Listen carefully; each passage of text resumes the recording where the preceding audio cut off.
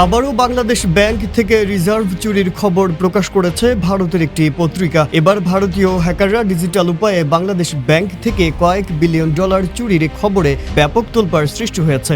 গেল এক সপ্তাহ আগে রিজার্ভ চুরির এক ঘটনা ঘটেছে বলে ভারতের নর্থ ইস্ট নিউজ নামের একটি পোর্টালে প্রকাশিত এক রিপোর্টে তা উঠে আসে। তবে ভারতীয় পোর্টালের সেই খবর নাকচ করে দিয়েছে বাংলাদেশ ব্যাংক। তারা বলছে নতুন করে কোনো রিজার্ভ চুরি হয়নি, ওই খবরটি ভুয়া বলে দাবি ব্যাংক কর্তৃপক্ষের। এখন ওয়ালটন ফ্রিজ কিনে অনেকের মতো আপনিও হয়ে যেতে পারেন মিলেনিয়ার। সেরা পণ্যের সেরা অফার, ওয়ালটন মিলেনিয়ার। গেল মঙ্গলবার ভারতীয় গণমাধ্যম নর্থ ইস্ট নিউজে রিজার্ভ চুরির বিষয়ে খবরটি প্রকাশিত হয়। এরপর অনেকে তথ্যের সত্যতা যাচাইয়ে বাংলাদেশ ব্যাংকের সাথে যোগাযোগ করেছে। এ বিষয়ে মঙ্গলবার সন্ধ্যায় কেন্দ্রীয় ব্যাংকের পক্ষ থেকে আনুষ্ঠানিক বিবৃতি দেওয়া হয়। বিবৃতিতে বলা হয়েছে, বাংলাদেশের নতুন রিজার্ভ চুরি নিয়ে সংবাদ প্রকাশ করেছে ভারতীয় একটি পত্রিকা। এটি সম্পূর্ণ ভুয়া খবর। আমাদের এখন ফেডের সাথে 3 স্তরের নিশ্চিতকরণ নীতি রয়েছে এবং লেনদেনের নিয়ম নীতি সমন্বয় রয়েছে। বাংলাদেশ ব্যাংকের নির্বাহী পরিচালক ও মুখপাত্র মেজবাউল হক বলেন, রিজার্ভ চুরি সংক্রান্ত প্রতিবেদনটি সঠিক নয়। এখন রিজার্ভ চুরির কোনো ঘটনা ঘটেনি।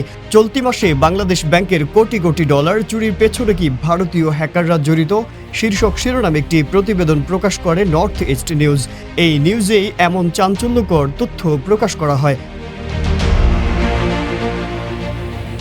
প্রকাশিত প্রতিবেদনে বলা হয়, অজ্ঞাত পরিচয়ে সন্দেহভাজন ভারতীয় হ্যাকাররা ডিজিটাল উপায়ে প্রায় এক সপ্তাহ আগে বাংলাদেশ ব্যাংক থেকে কয়েক বিলিয়ন ডলার চুরি করেছে।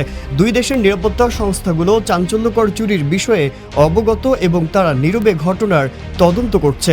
এতে আরও বলা হয়, এমন একটি সময়ে বাংলাদেশ ব্যাংকে হ্যাকিংয়ের ঘটনা ঘটেছে যখন বাংলাদেশ ব্যাংকের বৈদেশিক মুদ্রার রিজার্ভ তলানিতে রয়েছে। কিছু কর্মকর্তা সন্দেহ করছেন রিজার্ভ এর সংখ্যাটি একক হতে পারে। এটি আমদানি বিল নিষ্পত্তিতে চরম অসুবিধা সৃষ্টি করতে পারে।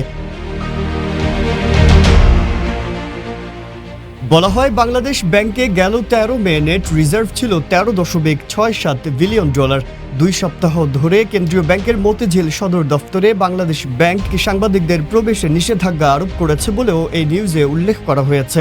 নর্থ ইস্ট নিউজের প্রতিবেদনে আরও বলা হয়, 8 বছরে এই দ্বিতীয়বারের মতো বাংলাদেশ ব্যাংকের সিস্টেম হ্যাকাররা ঢুকে ব্যাপক আর্থিক ক্ষতি করেছে। এর আগে 2016 সালে ফিলিপাইনের হ্যাকাররা 81 মিলিয়ন ডলার চুরি করেছিল।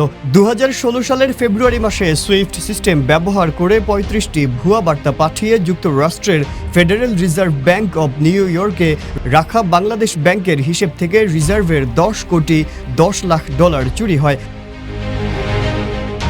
মাজহারুল আলম, ইত্তেফাক।